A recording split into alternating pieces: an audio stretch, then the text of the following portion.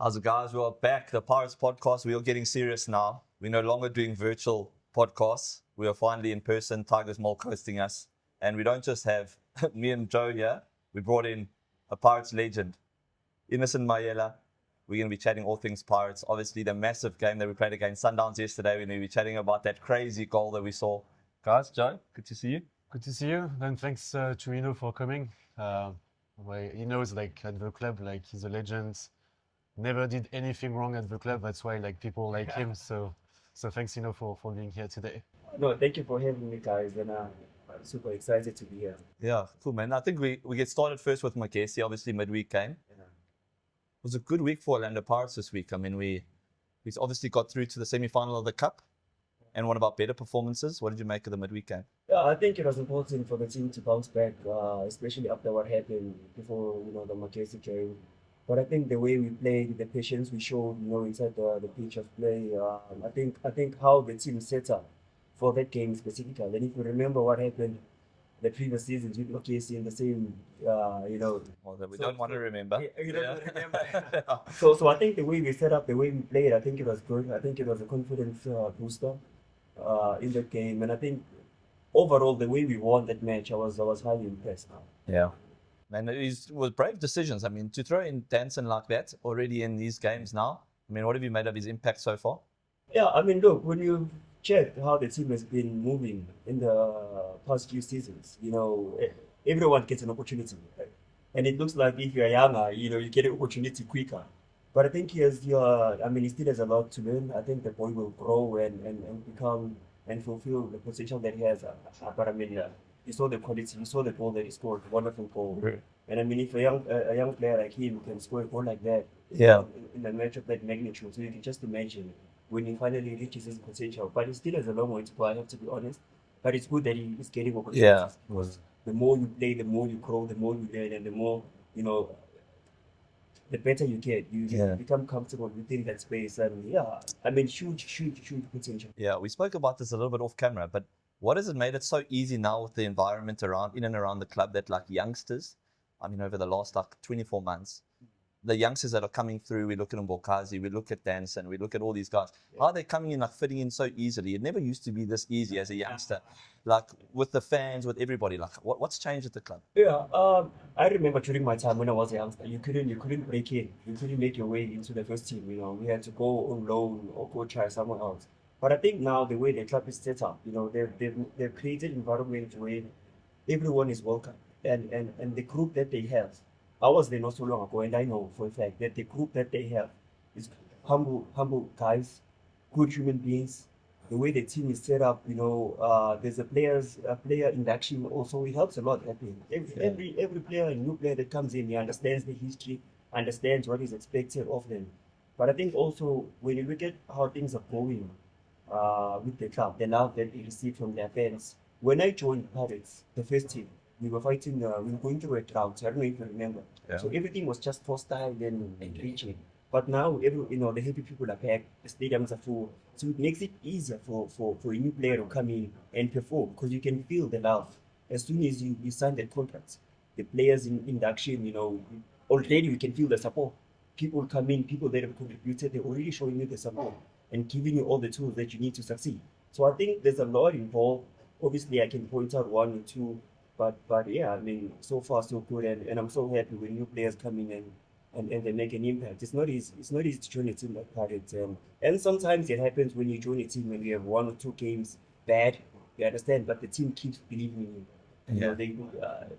They keep their faith. Look what happened with Moreno. They keep their faith, and now he's probably one of our best players. Yeah, man. Because obviously with Mbokazi, you wore the armband. You know how heavy that role is. Like, what does that mean for like a 19-year-old to get the captain's armband of Orlando Pirates? Well, I think first it shows what kind of a man he is. What kind of a boy he is. Because it's not easy, first and foremost, to accept the responsibility within yourself. It means you believe in yourself that you can actually take on this role. So I think it means a lot to him. And I think ever since he started playing, but ever since he started wearing the armband alongside with since you can see the way he plays, the maturity, the goal that he scored.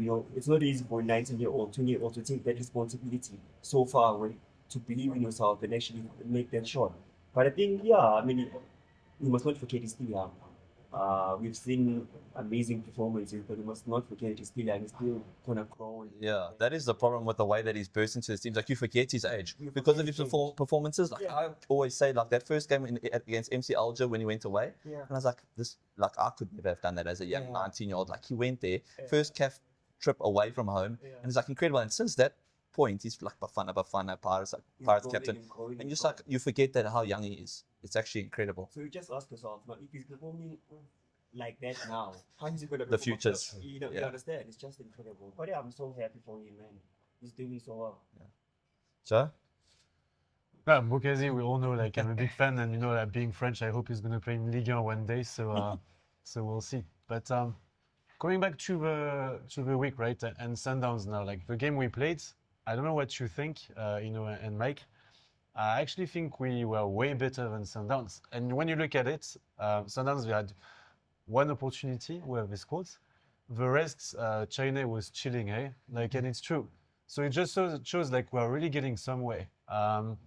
And you know, I was a bit scared because, you know, when you play Sundowns, like last time we took 4 last year. Yeah. And we actually could have won the game. So I don't know, it really makes me believe we can win the league this year if we carry on that way.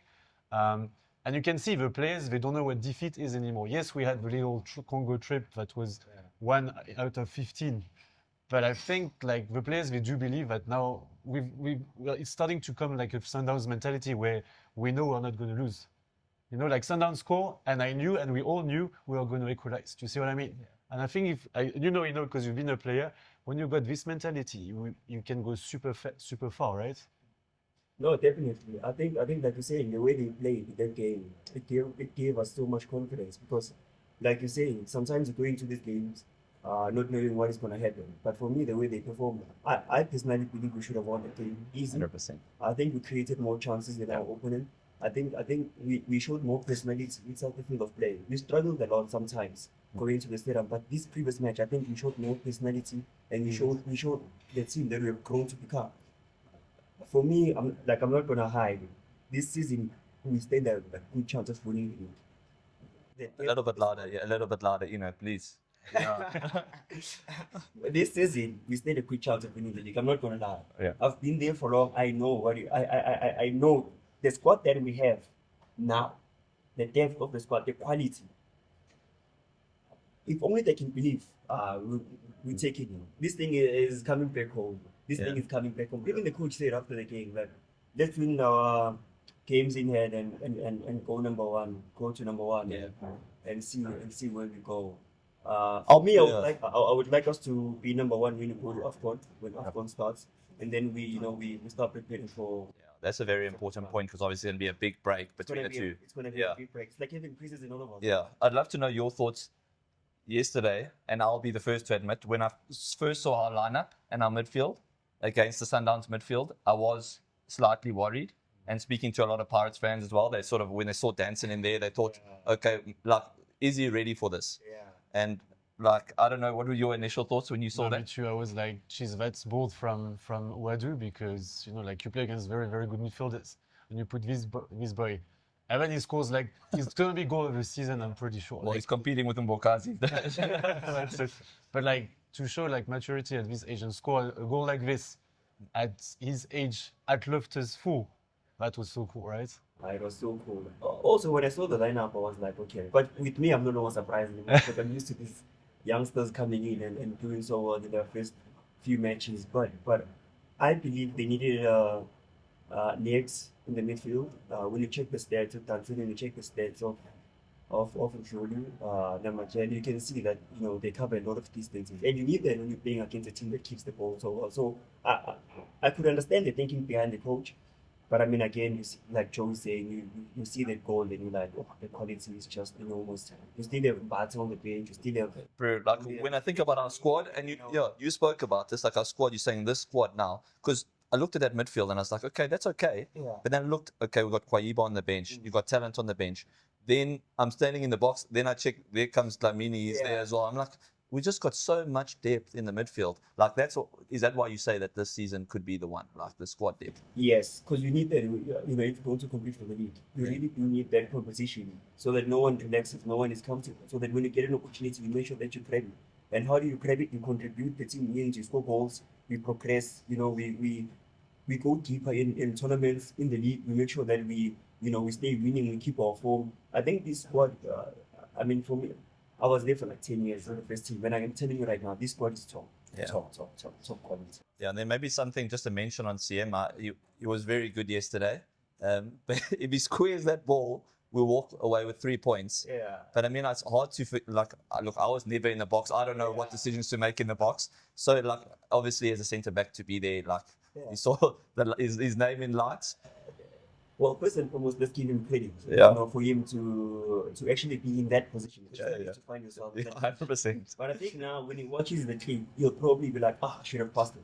But it happens. I mean, a centre back doesn't find himself in that position quite more often. But yeah, he'll improve, he'll grow.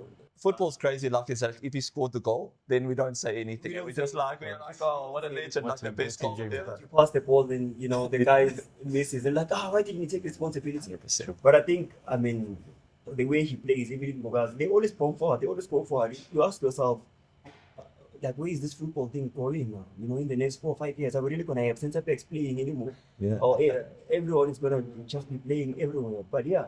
That's a question a lot of people say to me now. Like when I look at it, the most difficult position in football now for me is centre back because you have to have everything. Yeah. Like when I played, you never had your centre back receiving the ball in the 6-yard box, having to build up from the back. Then you got to be good physically. You got to be able to play a high line, run in behind. Like you played centre back throughout the generations now. Like how are you feeling how the centre back position is like? I think in the modern game, it is the most important position. Why? Because when you play for a team that keeps it going, you take the responsibility first and foremost to make sure that we do play out from the back, we get into the midfield, and then you get into the final third, right? But when the team gets to the final third, you must then push higher up and make sure that you're not even standing in the center line. You push all the way up and you make sure that you attach to the nearest striker. So this is the striker and this is the center back. You don't stand here, no. If the team is in the final third, the striker is here.